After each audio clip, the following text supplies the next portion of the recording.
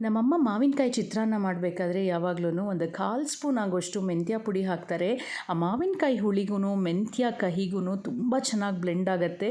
ಚಿತ್ರಾನ್ನ ಸ್ವಲ್ಪ ಖಾರವಾಗಿತ್ತು ಅಂತಂದರೆ ಕೇಳೋದೇ ಬೇಡ, ಇನ್ನೂ 2 ತುತ್ತು ಜಾಸ್ತಿನೇ ತಿನ್ನಬೇಕು ಅನಿಸುತ್ತೆ.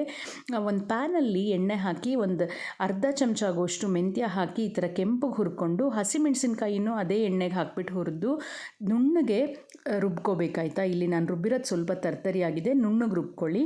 ಅರ್ಧ ಚಮಚ ಆಗೋಷ್ಟು ಜೀರಿಗೆ, ಹಾಗೆಯೇ ಮಾವಿನಕಾಯಿ ತುರಿ ಜೊತೆಗೆ 1-2 ಸ್ಪೂನ್ ತೆಂಗಿನಕಾಯಿ ಹಾಕಿಬಿಟ್ಟು ತರ್ತರಿಯಾಗಿ ಈ ಥರ ರುಬ್ಬಿಟ್ಕೋಬೇಕು. ಒಂದು ಬಾಣಲಿಗೆ ಎಣ್ಣೆ ಹಾಕಿ ಎಣ್ಣೆ ಕಾದ ಮೇಲೆ ಅದಕ್ಕೆ ಸಾಸಿವೆ, ಕಡಲೆಕಾಯಿ ಬೀಜ, ಕಡಲೆಬೇಳೆ, ಉದ್ದಿನಬೇಳೆ, ಕೆಂಪು ಮೆಣಸಿನ್ಕಾಯಿ, ಅರಿಶಿಣದ ಪುಡಿ, ಕರಿಬೇವಿನ ಸೊಪ್ಪೆಲ್ಲ ಹಾಕಿ ಹುರ್ಕೊಂಡು ಈ ರುಬ್ಬಿರೋಂಥ ಮಾವಿನಕಾಯಿ ಮಿಶ್ರಣನೂ ಹಾಕಿ ಜೊತೆಗೆ ಸ್ವಲ್ಪ ಇಂಗು ಹಾಗೆ ಉಪ್ಪನ್ನು ಹಾಕಿ ಸಣ್ಣ ಉರಿಲಿ ಒಂದು 5-6 ನಿಮಿಷ ಈ ಥರ ಫ್ರೈ ಮಾಡಿಕೊಂಡು ಉದ್ರುದ್ರಾಗಿ ಮಾಡಿರೋ ಅನ್ನನೂ ಹಾಕಿ ಮೇಲ್ಗಡೆ ಸ್ವಲ್ಪ ಕೊತ್ತಂಬರಿ ಸೊಪ್ಪು ಹಾಕಿ ಚೆನ್ನಾಗಿ ಮಿಕ್ಸ್ ಮಾಡಿದ್ರೆ ಮಾವಿನಕಾಯಿ ಮೆಂತ್ಯ ಚಿತ್ರಾನ್ನ ರೆಡಿ ಆಗುತ್ತೆ. ಟ್ರೈ ಮಾಡಿ.